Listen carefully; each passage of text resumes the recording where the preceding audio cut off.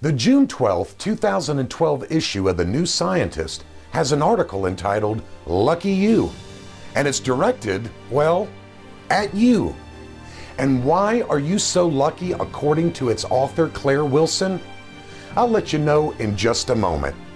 Hello, I'm Jerry Johnson, and I welcome you to this edition of Against the World.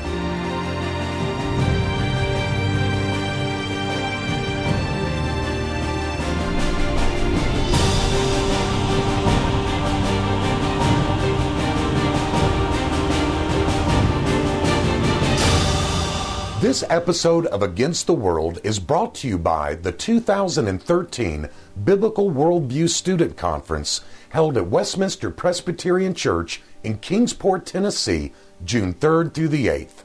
This year's keynote speaker is Dr. Joel Beeke. For more information, visit them on their website, westminsterkpt.org/BWSC/. And by Capernaum Marketing, a Christian internet marketing and advertising company. For more information, go to www.capernaummarketing.com. Ms. Wilson subtitled her article, Accidents of Evolution That Made Us Human. She begins with the hopeful words, quote, Earth, several million years ago, unquote. However, I have to confess, after reading the entire article, a better beginning may have been once upon a time. According to Ms. Wilson and the scientific community, evolution was nothing more than a chance happening. In her own words, and I quote, a cosmic ray blasts into the atmosphere at close to the speed of light. It collides with an oxygen atom, generating a shower of energetic particles, one of which knocks into a DNA molecule with a living creature.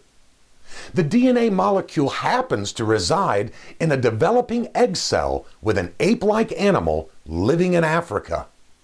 The DNA is altered by the collision, mutated, and the resulting offspring is slightly different from its mother. The mutation gives the offspring an advantage over its peers in the competition for food and mates. And so, as the generations pass, it is carried by more and more of the population. Eventually, it is present in nearly everyone, and so the altered version of the DNA should really no longer be called a mutation, unquote. My friends, I hope you can see that you, I, we, we're all a result of dumb luck.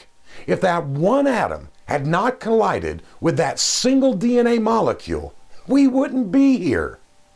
As a result of an accident or chance happening, such as the one described above, we are told to believe that something, everything, came from nothing. Life came from non-life, and man rose from bacteria. Now, what amazes me is that this kind of stuff is conceived, written down, and promoted by people with straight faces. And what I cannot understand is why the legitimate scientific community continues to allow such fairy tales to be promulgated and endorsed under the auspices of science.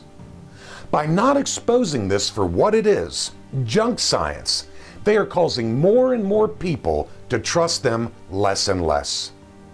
I said it before and I'll say it again. Evolutionists want you to believe that chance kissed a frog and the frog became a prince. And they actually have the audacity to say the biblical account of creation is a fairy tale. Jean Rostand, a famous French biologist and atheist, and a respected member of the French Academy of Science, wrote, quote, transformism, meaning evolution, is a fairy tale for adults, unquote. My friends, I couldn't have said it better myself. Until next week, this is Jerry Johnson standing contra mundum against the world.